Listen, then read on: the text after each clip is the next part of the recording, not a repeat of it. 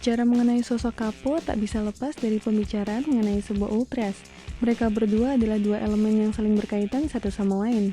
Ultras dalam perkembangannya sebagai salah satu kelompok supporter memiliki sejarah yang cukup panjang.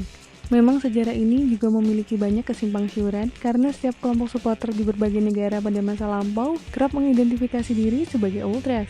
Ultras sendiri secara etimologi berarti segala sesuatu yang luar biasa dan lebih dari biasanya. Jangan lupa tekan tombol subscribe dan lonceng untuk mendapatkan notifikasi dari Epic Football.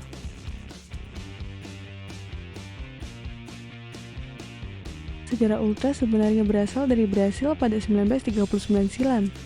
Ketika itu di negeri Samba berdiri sebuah kelompok supporter bernama Torcida Organizada.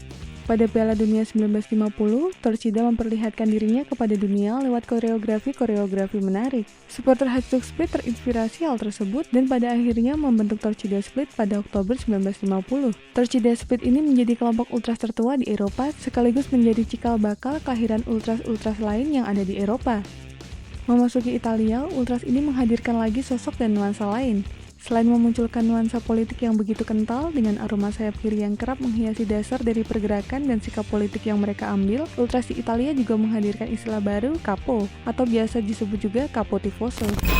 Siapa dan apakah Capo Tifoso atau Capo itu? Secara bahasa, jika diartikan Capo Tifoso atau Capo memang berasal dari bahasa Italia. Dia berarti pemimpin kelompok supporter. Pemberian gelar Capo Tifoso ini juga tak bisa sembarangan. Edward S. Kennedy dalam bukunya berjudul Sepak Bola 1000 Tafsir menyebut jika gelar Capo Tifoso diberikan kepada seseorang yang sukses membunuh polisi kala sekelompok ultras bertengkar dengan polisi. Lebih lanjut, beberapa literatur menyebut jika Capo adalah sosok yang memimpin sekelompok ultras di salah satu sudut stadion. Lazimnya, ultras akan mendiami kurva bagian stadion yang melengkung dengan letaknya di tribun utara atau selatan. Maka nama-nama ultras kerap berkaitan dengan nama tribun utara dan selatan seperti kurva North atau kurva South khusus Italia. Di tengah-tengah lengkungan kurva itulah Capo berdiri. Dia memberikan komando kepada para ultras membuat koreografi serta meneriakkan suara dukungan bagi para pemain yang ada di stadion. Tapi tak jarang para ultras sesuai namanya melakukan sesuatu yang berlebihan di stadion seperti menyalakan suar dan cerawat atau malah memancing keributan di stadion. Di balik semua aksi menghibur sekaligus berlebihan dari ultras di stadion, ada sosok Capo yang menjadi pemimpinnya. Dalam tulisan yang ditulis oleh Tobias Jones di laman The Guardian berjudul Beyond the Violence, The Shocking Power the Ultras Will Over Italian Football, sosok Capo ini digambarkan sebagai sosok yang berwibawa dan memiliki pengaruh besar. Namun, sosok Capo ini tidak hanya berwibawa dan berpengaruh saja. Sosok Capo ini juga mesti bisa menyentuhkan pendapat dari para ultras yang lain, menghimpunnya dan menjadikan sebagai sebuah suara dari ultras yang dia pimpin. Maka tak jarang ultras mengadakan rapat-rapat serupa rapat politik untuk mengambil keputusan perihal banyak hal. Intinya, ujar Tobias, ultras berbeda dengan hooligans yang tampak seperti pemuda kuliah yang mabuk. Ultras lebih terorganisir, rapi, garang, dan tentunya berani. Di balik kegarangan dan keberhasilan dari ultras tersebut, ada Capo atau Capo Tifoso yang menjadi pemimpinnya. Bagaimana Capo mulai marak di Indonesia?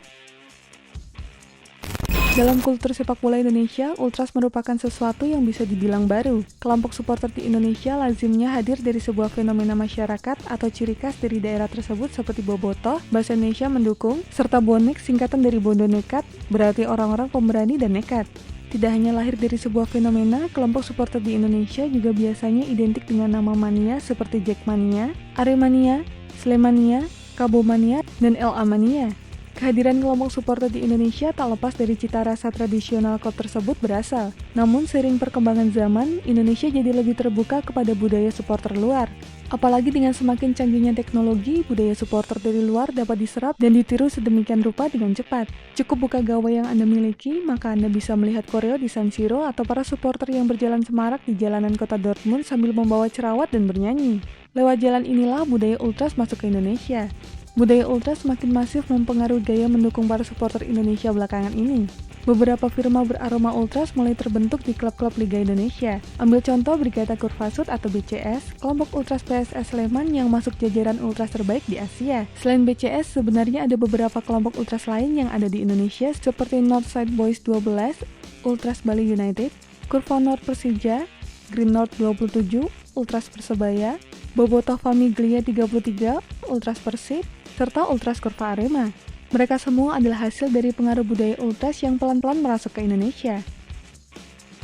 Nah, setiap ultras ini umumnya memiliki kapo mereka masing-masing. Salah satu contohnya adalah Green North 27 yang memiliki kapo bernama Ipul. Tidak hanya Ipul, mungkin ada nama-nama lain yang juga menjadi kapo di kelompok ultrasnya masing-masing. Jadi hadirnya kapo di Indonesia ini sejalan dengan menjamurnya budaya ultras di Indonesia. Khusus untuk timnas Indonesia ada nama Ultras Garuda yang mulai menunjukkan eksistensinya di Tribun Selatan setiap kali timnas Indonesia bertanding.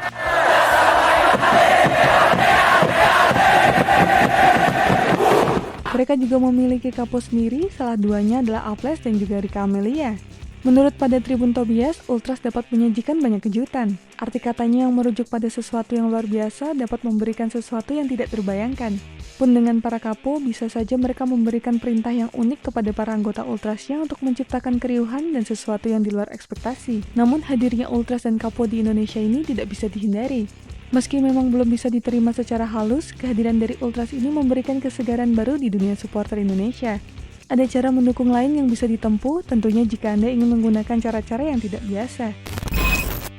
Dan itulah informasi mengenai dunia sepak bola dari Epic Football. Jangan lupa untuk like, share, dan subscribe.